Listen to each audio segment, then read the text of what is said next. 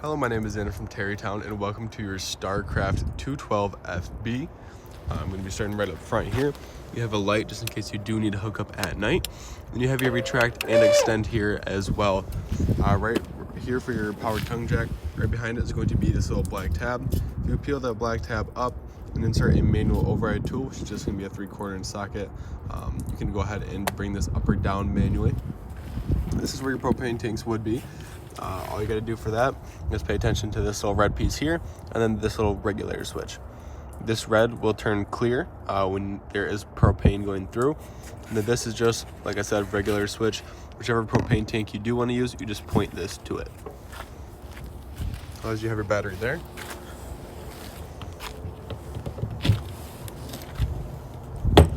And then you have your power cord. And then this is going to be a little just a little spray port nozzle there.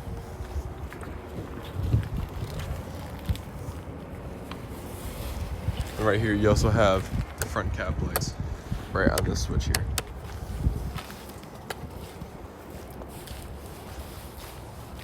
Moving on, we're down here. This is going to be your black and gray tank flush here.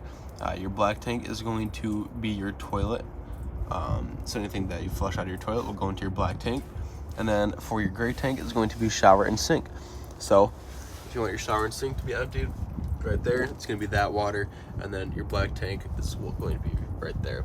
So whichever one you want to empty, you just go ahead, pull down, and it'll flush out. I recommend doing the black tank first just because there's going to be chunks and whatever inside there. So when you do go to flush out with your gray tank, the sewer hose will then kind of get washed by that gray tank because that's the cleanest water out of the two. Here's your camp power or shore power here.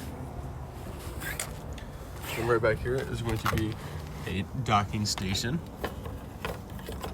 So if I put this down here, I can even get this up. There we go. So everything in here is going to be labeled. So right here is going to be a satellite cable. This is going to be your outside shower, so that little blue port hose that I showed you will go right inside of here. Moving down, that's going to be a black tank flush. So like I mentioned before, your black tank contains solids, so when it does go to empty, sometimes it will get stuck on the way out. So I recommend doing this after you open your black tank just to help kind of flush everything that may have gotten stuck completely out.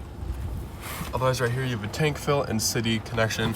All you do is flip the blue hose whichever direction, and you go ahead and put a hose into here, and that is what is going to fill up.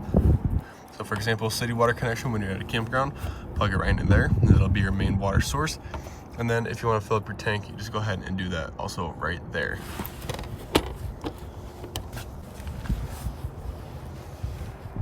Moving up, this is going to be the back of your refrigerator. If you ever need to access it, you just quarter turns here, and then it will then open up.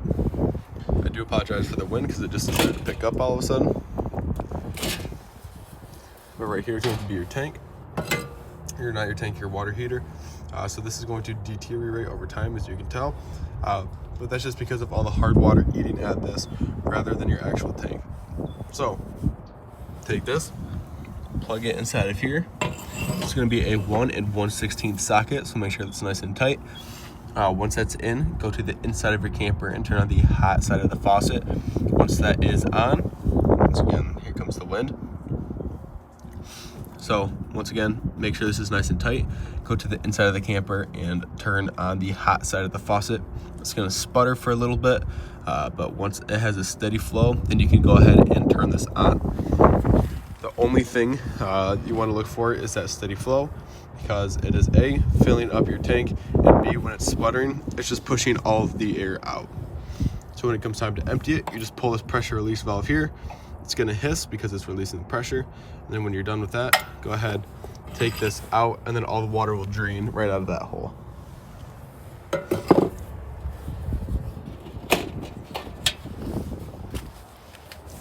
Here's a little spray port, so that blue hose will also connect into this little quick connect here. You can just go ahead and plug it in there, and if you need to spray off feet or something like that before you go inside, you are able to. Right here's 110 outlets, just in case you need to plug something outside. Furnace exhaust, So when your furnace is kicking out heat, all of it is going to be coming out of here. So this will get very hot, so just be careful for kids, animals, stuff like that. Just keep them warned that when your furnace is on, this gets very hot. And then moving along to the other side here, you have your crank for your stabilizer jacks, and that also actually doubles as the crank for the manual override for your front power tongue jack there.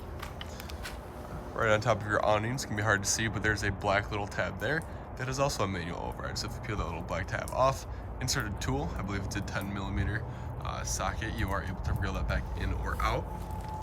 You're gonna have your outdoor speakers, and then you have a fan above your stove, and this is where it kicks out.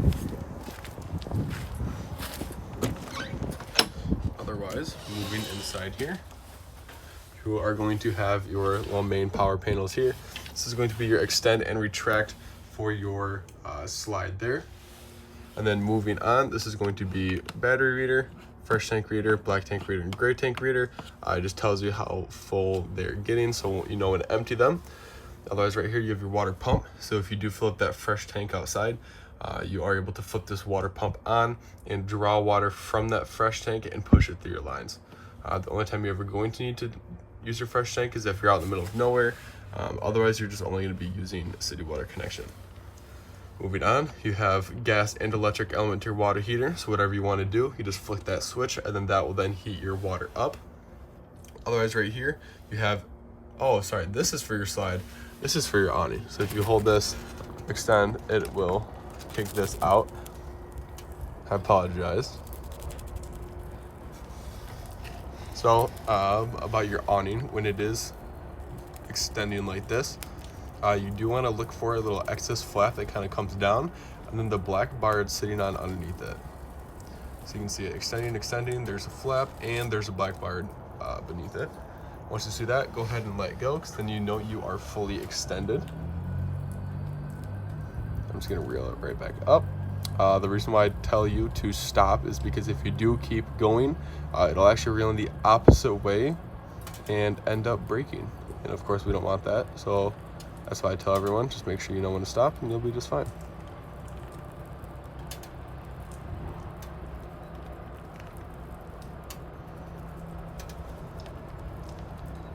And there we go. Right here you have your lights.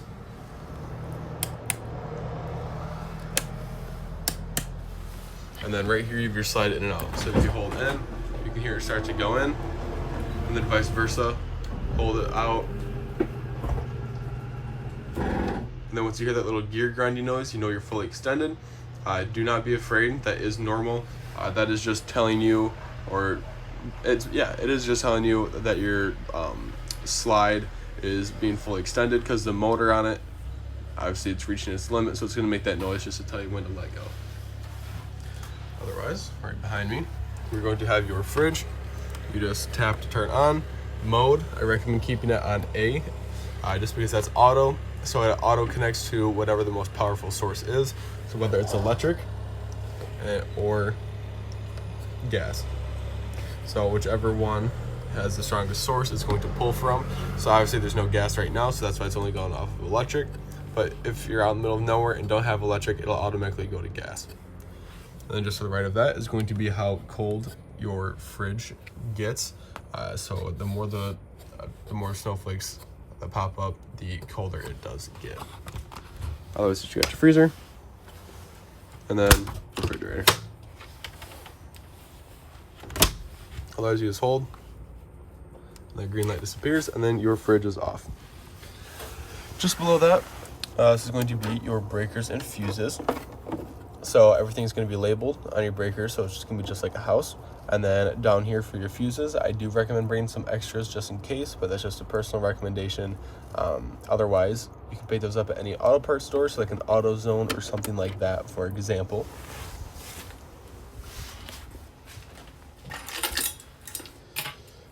Right here, purple ones are going to be for your main doors, and then these gray ones are going to be for your baggage doors.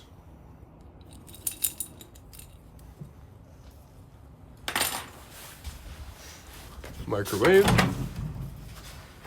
Here's that fan I was talking about, fan and light. And then for your oven and stove, all you gotta do is press in, twist to the little flame symbol, and then you spark to the right, and then it'll spark and the flame will appear. Otherwise, right here, for the igniter, you only want to turn to the right, because if you turn to the left, it will snap off.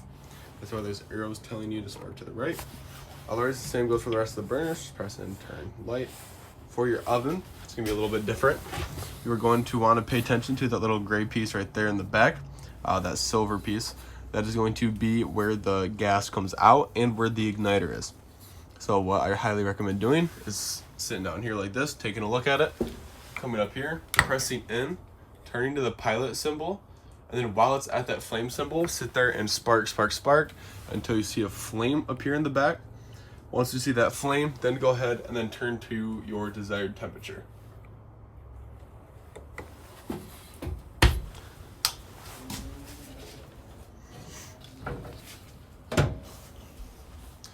Otherwise, soundbar, pretty self-explanatory. Turn it on.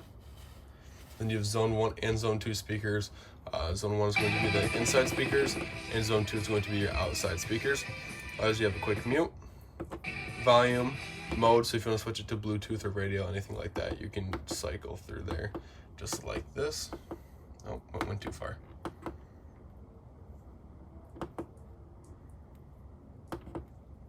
There we go. And then right here you can switch channels, everything there, pause, play, and then, yeah, otherwise you have your USB and HDMI. You can select whatever you want, so an equalizer, whatever you prefer, and then tap to turn off. Otherwise, right here, got your little slide out table. Just pop that up, and then you can set it down wherever you'd like, whether you want it here, outside, anything like that. You are able to do that. And then right down here, this is going to be your carbon monoxide detector. So this is always going to be on as a safety feature. So you can see that little green light. That green light will eventually kill your battery if you're not plugged into shore power. So once you're unplugged and everything like that, just double check and make sure that that green light is off. If it's not off, you are going to want to take the negative end off of your battery, so then this little green light will not kill your battery. It'll take a while. It'll take around 3 to 4 days. So if you do plan on leaving for about 3 to 4 days, then I do recommend just to take the negative end off of your battery. Otherwise, right here, thermostat. You just keep clicking through the modes. Have to hold to turn on. There we go, so it's on fan right now. It's gonna be hard to see, but you can choose the fan speed with this right there. You can see that moving. As you just keep clicking through mode, you have dry, cool, heat, and then fan. Actually, like I said, it is very hard to see. There we go.